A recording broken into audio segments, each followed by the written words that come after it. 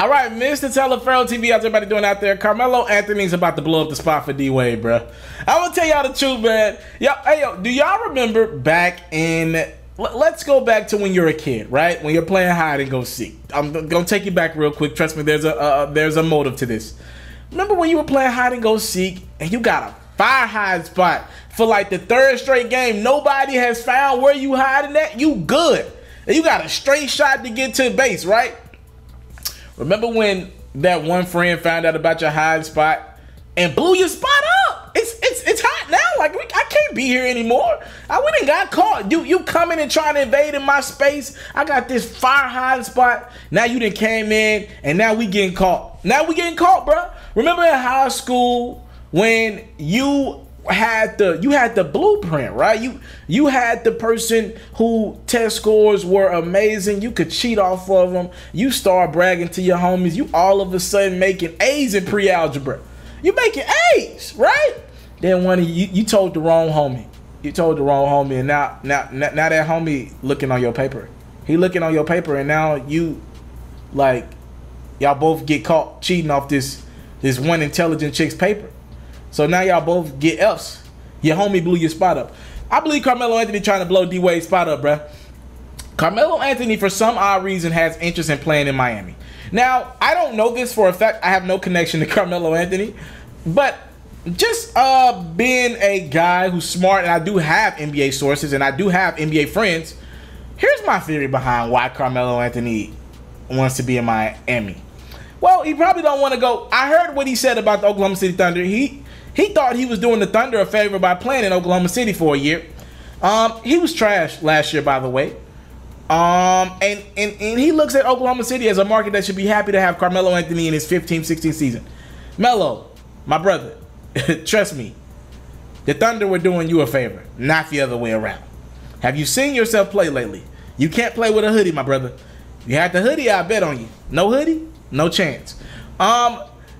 If that's his mentality about Oklahoma City, I'm thinking that some of these other teams around the league, if he don't like Oklahoma City, he probably don't want to play in Detroit. He probably doesn't want to play in some of these other small markets.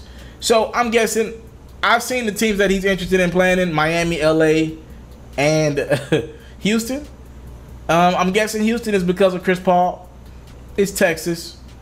I'm guessing Los Angeles because it's Los Angeles. His wife's a big-time actor, big-time star. Shout out to Lala. And I'm sure it's some sort of, it might have something to do with a guy by the name of LeBron James being there as well. That could, play a part in it.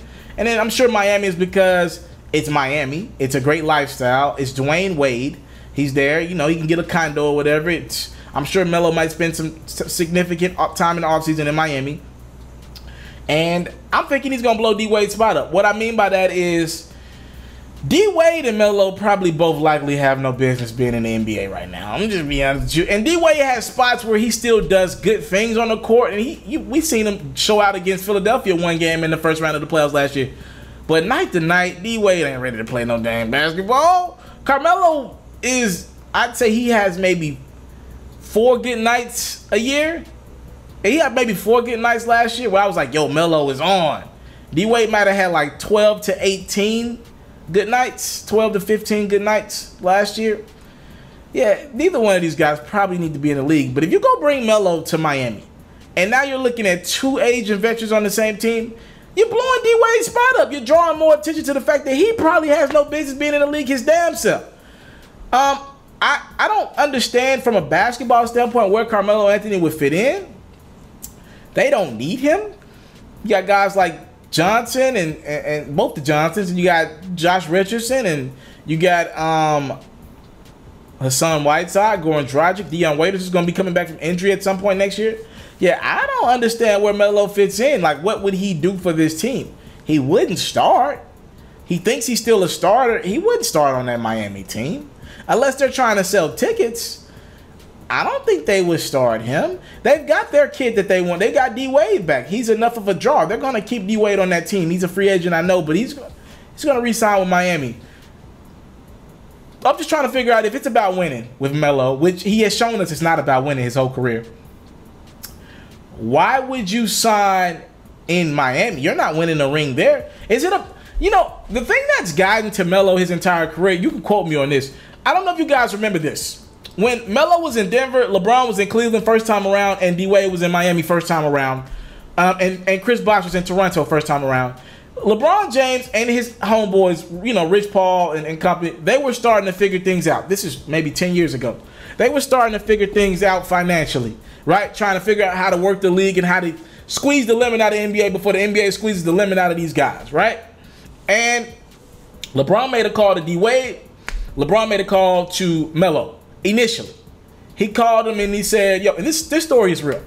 He told him, yo, don't sign the loan extension. I think it was a 5-year extension he could have signed with. They could have all signed. They all came in the same class. They all could have signed a 5-year extension. LeBron said, no, just do the 3-year. We'll all be able to be free together. Because initially, LeBron wanted D-Wade and Melo in Miami, not Bosh, right? So he calls D-Wade. D-Wade's like, you know what? You're right.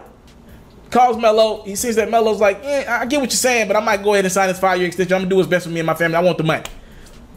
After that happened, reportedly, LeBron called Chris Bosh. He's like, yo, CB, don't do the 5-year extension, sign a 3, just to have a backup plan in case Melo's unavailable. When it's extension time, Wade goes 3 years, Bosh goes 3 years.